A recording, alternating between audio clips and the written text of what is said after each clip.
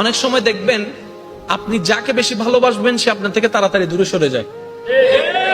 আমি বলছি জীবনে মিলে কিনা দেখেন, আপনি যার প্রতি বেশি আস্থা রাখবেন সে যত দ্রুত আপনার থেকে আস্থা ভেঙে ফেলবে।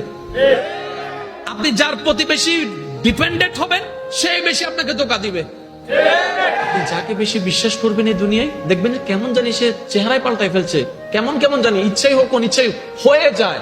এক কথায় আপনি আমরা এই দিলে যাকে বেশি জায়গা দিই সে কেমন জানি তাড়াতাড়ি দূরে সরে যায়, কেমন জানি তার সাথে আমাদের সম্পর্কটা দূরত্ব হয়ে যায়। এটা কেন হয়? এটার হওয়ার একটাই কারণ, রব বলে যে তোর দিলটা শুধু আমার জন্য বান্দা হিসেবে, তোর দিলটা আমার নবীর জন্য উম্মত হিসেবে, আগে আমাকে আর আমার নবীকে রাখ, তারপরে যাকে যাকে রাখার আমি আল্লাহ সেট করে দিব। আমরা যখন ওই সিস্টেমটা না মেনে ডাইরেক্ট দুনিয়ার দিকে চলে যাই, ওই দুনিয়াটাই আমাদের কষ্টের কারণ হয়। তারপর আমরা একটা ডায়লগ মারি, এই দুনিয়াতে বিশ্বাসী মানুষ নাই, এই দুনিয়াতে বিশ্বাস করলে ফিটে চুরি খাইতে হয়, এই দুনিয়াতে এমন করলে সব। অপছন্দ করা মানুষের কথায় কিংবা কাজে আমাদের দিলে মাঝে মধ্যে একটু আঘাত লাগে না?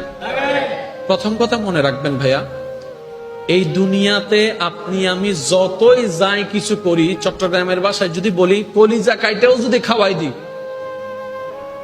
খাওয়ার পরে বলবো যে লবণ কম হয়েছে।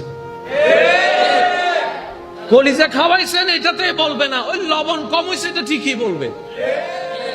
এই পৃথিবীর একটা নিজাম, একটা নিয়ম হচ্ছে আপনি আমি হাজার চেষ্টা করলেও পৃথিবীর সবাইকে খুশি রাখতে পারবো না, এটা অসম্ভব। বদনাম ছিল, বদনাম আছে, বদনাম থাকবে। বুঝার জন্য বলা, সৃষ্টি জগতে আমাদের নবীর মতো আর কেউ আছে? আর একটু জোরে বলেন।